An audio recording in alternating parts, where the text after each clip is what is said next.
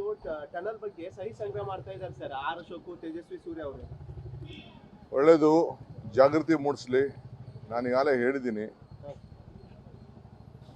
ಅಶೋಕ್ ಅಧ್ಯಕ್ಷತೆಯಲ್ಲೇ ಒಂದು ಸಮಿತಿ ಮಾಡ್ತೀನಿ, ರೆಡಿ ಇದ್ದೀನಿ ನಾನು.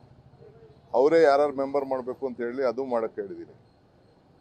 ಇದು ನನ್ನ ಆಸ್ತಿ ಅಲ್ಲ, ಇದು ಇಲ್ಲ ಯಾರ ಆಸ್ತಿನೂ ಅಲ್ಲ. ಇದು ಸಾರ್ವಜನಿಕರಿಗೋಸ್ಕರ ನಾವು ಮಾಡ್ತಾ ಇರೋಂಥ ಒಂದು ಯೋಜನೆ.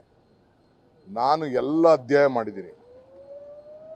ನಾನು ಲಾಲ್ಬಾಗ್ನ ಹಾಳು ಮಾಡೋಕ್ಕೆ ಮೂರ್ಖನಲ್ಲ. ಲಾಲ್ಬಾಗ್ ಇತಿಹಾಸ ಕೂಡ ನನಗೆ ಗೊತ್ತಿದೆ.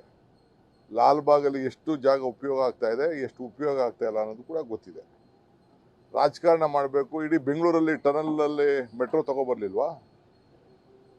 ಟನಲಿಂದ ತಾನೇ ಮೆಟ್ರೋ ಬಂದಿದ್ದು.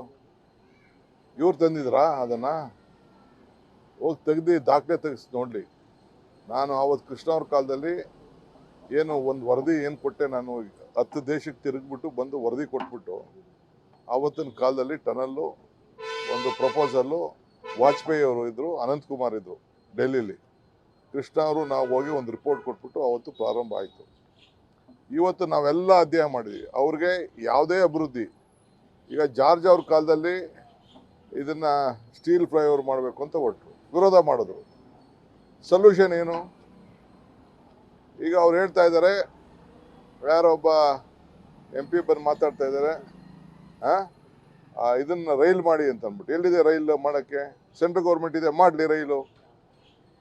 ಅದೇನೋ RTPS ಇದನ್ನು ಮಾಡಬೇಕಂತೆ, ಅದೇ ನಾವು BRTS.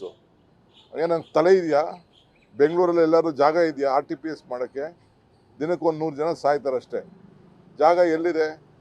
ಈಗ ಹುಬ್ಳಿಲಿ ಟ್ರಯಲ್ ಮಾಡಿದ್ರು ಒಬ್ಬ ಜಗದೀಶ್ ಶೆಟ್ಟರು, ಇವತ್ತು ಸಕ್ಸಸ್ ಆಗಿಲ್ಲ. ಅದು ಮಾಡೋಕ್ಕೆ ಎಲ್ಲಿ ಜಾಗ ಇದೆ ಹೇಳಿ? It is not possible. Practical ಆಗಿ ಅದೆಲ್ಲ ಪಾಸಿಬಲ್ ಇಲ್ಲ. ಸೊಲ್ಯೂಷನ್ ಕೊಡಲಿ. ಟೀಕೆ ಮಾಡೋದು, ವಿರೋಧ ಪಾರ್ಟಿ ಟೀಕೆ ಮಾಡೋದು ಅದು ಬೇರೆ ವಿಚಾರ. ಒಂದು ಸೊಲ್ಯೂಷನ್ ಕೊಡಲಿ. ಸೊಲ್ಯೂಷನ್ ಕೊಟ್ಟಾಗ ಖಂಡಿತ ಒಳ್ಳೆ ಸೊಲ್ಯೂಷನ್ ಇದ್ರೆ ಒಪ್ಕೊಳ್ಳೋಣ. ಈಗ ಅವರು ಸಹಿ ಸಂಗ್ರಹ ಮಾಡ್ತಾ ಇದ್ರಲ್ಲ, ನಾನು ಒಂದು ಕರೆ ಕೊಡೋಕ್ಕೆ ಗೊತ್ತಿದೆ ನನಗೂ. ಸಹಿ ಸಂಗ್ರಹ ಅವ್ರಕ್ಕಿನ್ನ ಸಂಘಟನೆ, ಅವರೊಂದು ಸಂಸ್ಥೆ ಇಟ್ಕೊಂಡು ಸಂಘಟನೆ ಮಾಡ್ತಾ ಇರ್ಬೋದು. ನನಗೆ ಸಂಸ್ಥೆನೇ ಇಲ್ಲ, ಬರೀ ಪಕ್ಷದಲ್ಲಿ ನಾವು ಸಂಘಟನೆ ಮಾಡ್ತಾರೆ.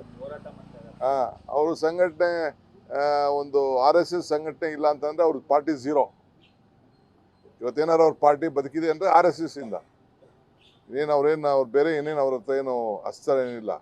ಅಲ್ಲೂ ಎಲ್ಲ ಒಂದು 20% ಬಿಟ್ಟರೆ ಮಿಕ್ಕಿದವರೆಲ್ಲ ಪೊಲ್ಯೂಟ್ ಆಗೋಗ್ಬಿಟ್ಟಿರೋರೆ. ದಳದಿಂದ ಹೋಗಿರೋರು, ಕಾಂಗ್ರೆಸ್ಸಿಂದ ಹೋಗಿರೋರು, ಬೇರೆ ಬೇರೆ ಪಾರ್ಟಿಯಿಂದ ಹೋಗಿರೋರು ಅಲ್ಲೂ ಇರೋದು ಎಲ್ಲ ಈಗ ನಾನು ಅದ್ರ ಬಗ್ಗೆ ಚರ್ಚೆ ಮಾಡೋದು ಬೇಡ. ಅವರು ಸಹಿ ಸಂಗ್ರಹ ಮಾಡ್ತಾ ಇದ್ದಾರೆ, ಭಾಳ ಸಂತೋಷ. ಮಾಡಲಿ, ಜಾಗೃತಿ ಮೂಡಿಸ್ಲಿ, ಸೊಲ್ಯೂಷನ್ ಕೊಡಲಿ ಅಷ್ಟೇ.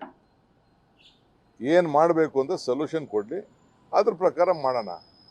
ಏನು ಯಾವ ರೀತಿ ಆಲ್ಟರ್ನೇಟಿವ್ ಮಾಡಬೇಕು, ಬೇರೆ ಏನಿದೆ ಅನ್ನೋದು ಕೂಡ ತಿಳಿಸ್ಲಿ ಅವರು.